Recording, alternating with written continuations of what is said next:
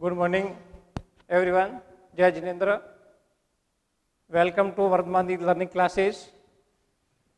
देखिए आज हम द्वितीय अध्याय, हमारा आज का प्रकरण है संघे शक्ति, संगठन में शक्ति है।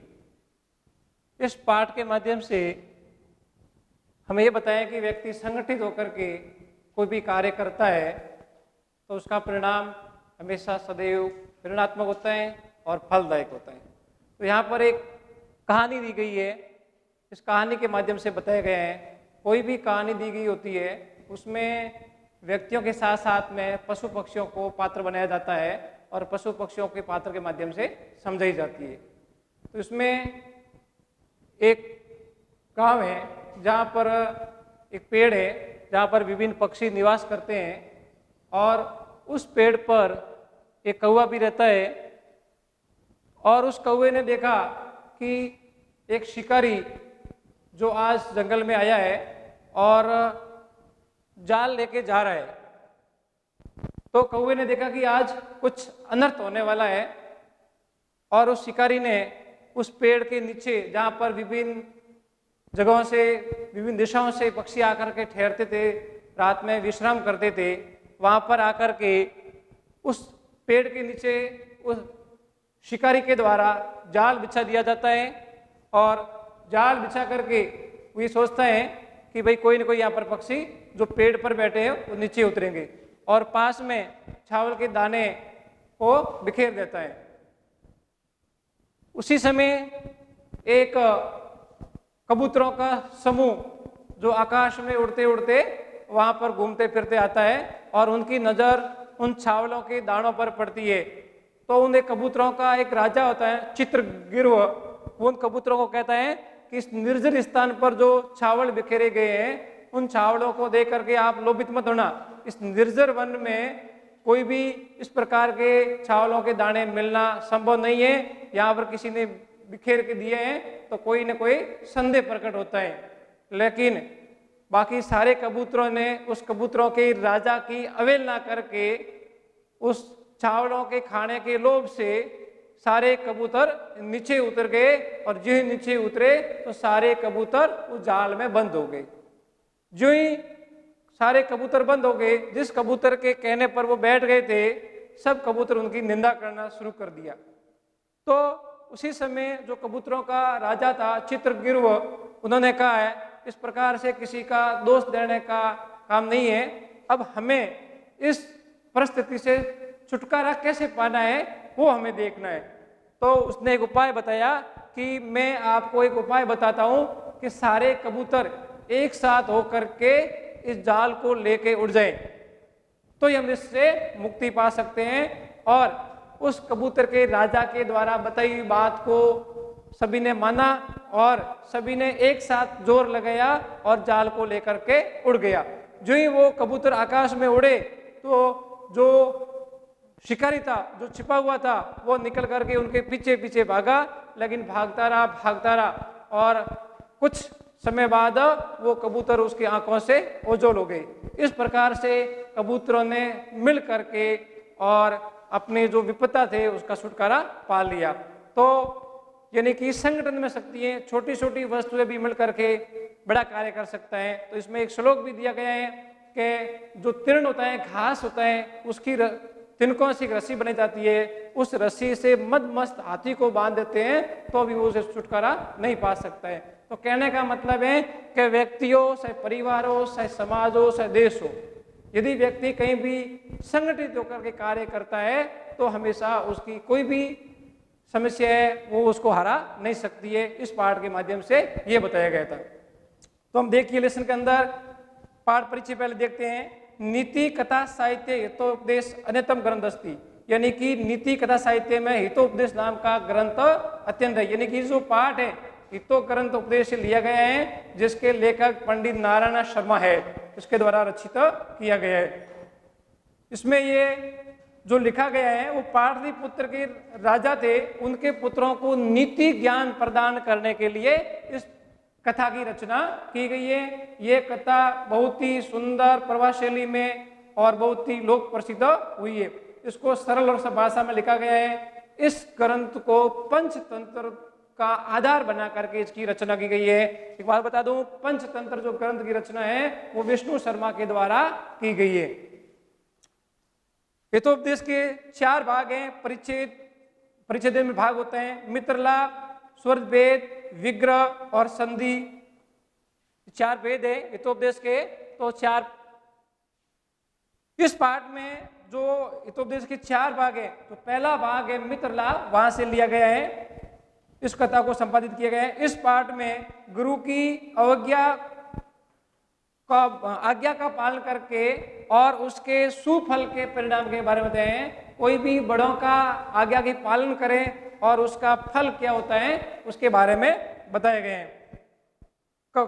चित्रगिरों की अवज्ञा करके और कबूतर जाल में बन जाते हैं और फिर वही चित्रकरों के आदेश के अनुसार, उसके आज्ञा के अनुसार, उसके उपदेश का सहारा लेकर के और उस जाल को लेके उड़ जाते हैं और अंत में संगठित होकर के उस विपदा से मुक्त हो जाते हैं। वो इस पाठ में दिया गया है।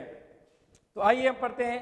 संगे शक्ति, संगठन में शक्ति है। जो कार्य संगठित होकर के जो उद्देश्य से किया जाता है वो कार्य हमेशा सफल होता है।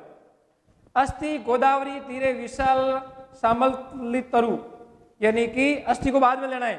गोदावरी नदी के तट पर श्यामल का पेड़ है, श्यामल का पेड़ है।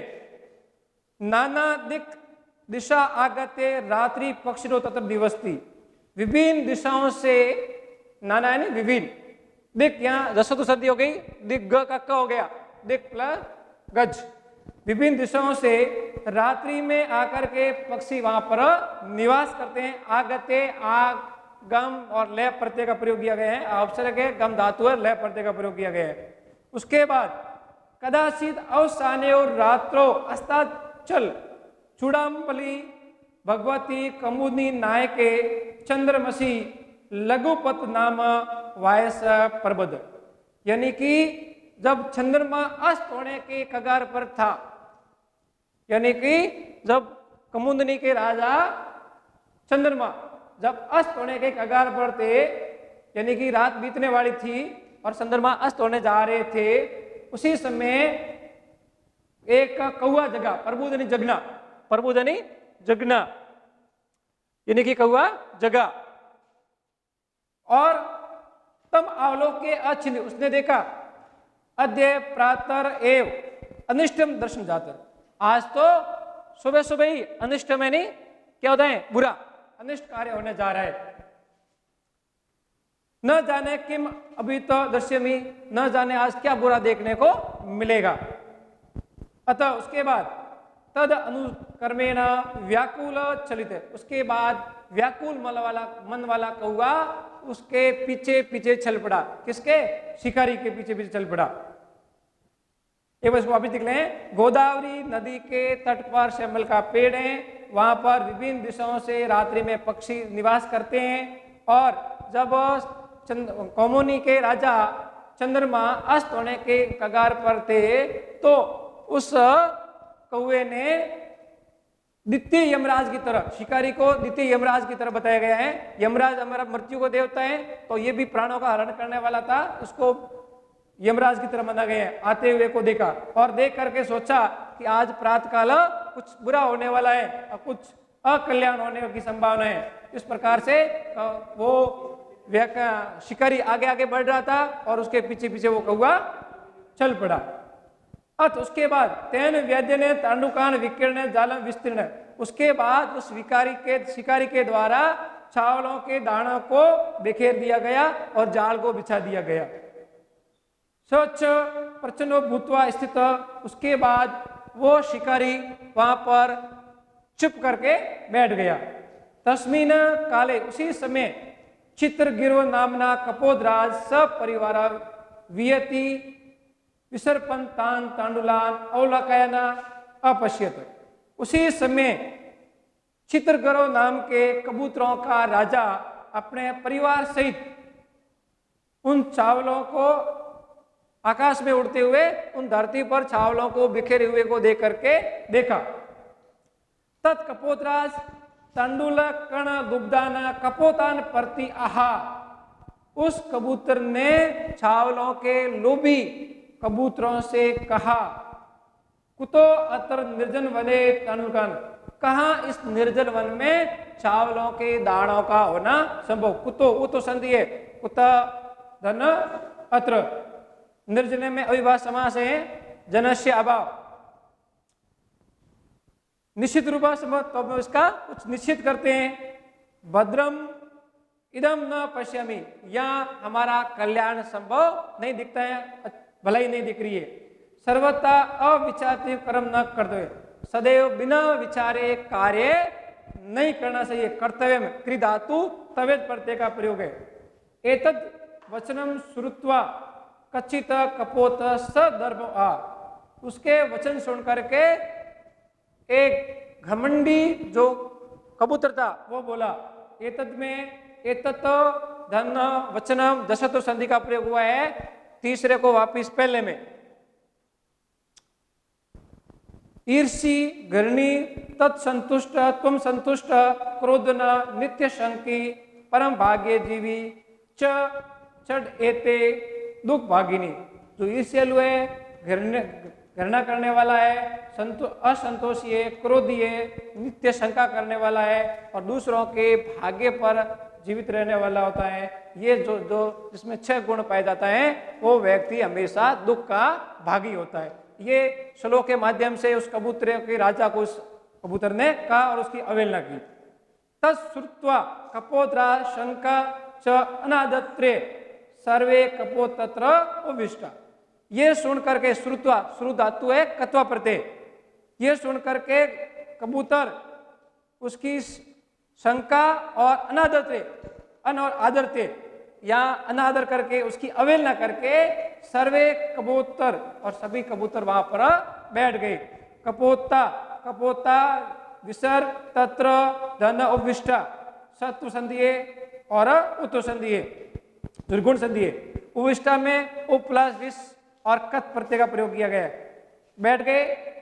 अनंतर सर्वे जाले न बुधा बबू, उसके बाद सारे कबूतर उस जाल में बंध गए। तत् अस्य वचनात् तत्र अवलिन्ता सर्वे तिरस्कुर्वन्ति, जब उसके वचन से सारे उसमें जाल में बंध गए तो सारे कबूतरों ने उसकी क्या करनी शुरू कर दी, निंदा। तस्य तिरस्कार श्रुत्वा चित्रगरुवास, उसका तिरस्कार सुन करके चित्रगरव नाम का जो राजा था कबूतरों का, वो बोला न अयम अश्य दोष, नयम नहीं है, न धन अयम धन अश्य, दीर्घ संधि और संयोग है, ये इसका दोष नहीं है। विपत्त काले जिसमें न का पुरुष, यानी कि विपत्ति के समय आश्रय करना ये कायरों का काम है। तद अत्र, तद तत्व धन अत्र हो जाएगा दशतो संधि, तो यहाँ धैर्य अवलंबन, धैर्य का सहारा लेकर के प्रतिकार चिंत्या, प्रतिकार नहीं समाधान, प्रतिकार कर दिया है समाधान, समाधान निकालते हैं। इदानीम अपि एव कृतम, और ऐसा ही करते हैं।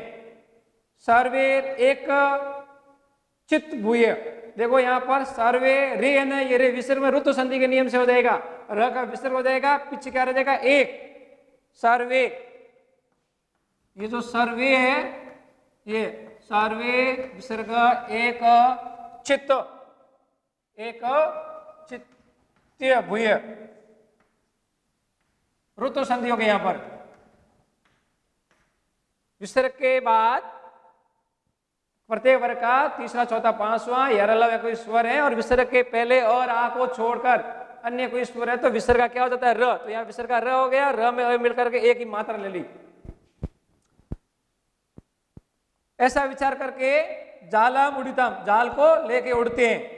इति विचिन्त्य, ऐसा विचार करके सर्वे पक्षिना जालाम आदाय तो उत्पिता, सभी पक्षी ऐसा करके और जाल को लेकर के उड़ जाते हैं। अनंतरम सव्याध, उसके बाद सुदूर दूर जालात अपरकारान, बहुत दूर जाते हुए जाल के अपहरण करने वालों को देख करके, तान अवलोक्य देख करके पश्चात धावनम करो, उनके पीछे दौड़ता है। तत तेषु चक्षुर विशुद्धि क्रियांतेषु पक्षी सव्याधे निवर्त, जब वो आंखों से ओझल हो जाता है, जो आंखों से कबूतर सारे ओझल हो जाते हैं, तो फिर वो वहां से वापिस लौटता है। अतः ये उच्यते, इसलिए कहा जाता है अल्पानाम अपि वस्तुना सहिति कार्य साधिका, छोटी छोटी वस्तुओं से भी कार्य सिद्ध किया जा सकता है। तिरने गुण तो आपने बध्यते मददंती न, यानी कि घास के छोटे छोटे तिनकों के समूह के द्वारा रस्सी बनी जाती है और उस रस्सी के द्वारा मदमस्त हाथी को भी बांधा जा सकता है। तो यानी कि इस पाठ के अंदर हमें यह बताया गया है कि संगठन में रह करके जो कार्य हमेशा किया जाता है उस कार्य में हमेशा सफलता मिलती है। संगठन चाहे परिवार का हो, चाहे समाज का हो, चाहे देश का हो, जो व्यक्ति हमेशा संगठित होकर के कार्य करता है उसको कभी भी परेशानियों का, कभी भी समस्याओं का कभी भी समस्याओं उसके आगे नहीं आती है, उसका हमेशा समाधान कर पाता है। तो ये हमारा जो संज्ञा शक्ति पाठ था, तो आपको इसमें पाठ का संदर्भ,